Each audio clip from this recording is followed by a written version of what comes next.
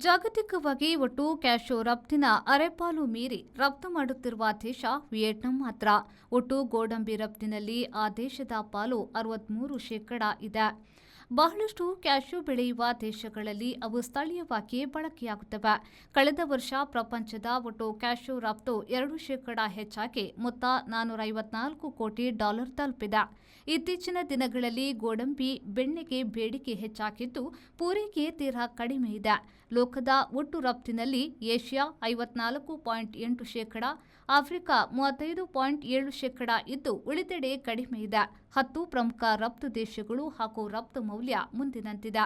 Vietnam $290 ಕೋಟಿ, ivory coast $42 ಕೋಟಿ, Netherlands $30.1 ಕೋಟಿ, ಭಾರತ $30 ಕೋಟಿ, ಜರ್ಮನಿ $16.61 ಕೋಟಿ, ಟರ್ಕಿ $4.45 ಕೋಟಿ, ಬೆನಿನ್ $4.41 ಕೋಟಿ, ಬ್ರೆಜಿಲ್ $4.38 ಕೋಟಿ, ಬೆಲ್ಜಿಯಂ $2.6 ಕೋಟಿ, ಇಂಡೋನೇಷ್ಯಾ $2.5 ಕೋಟಿ.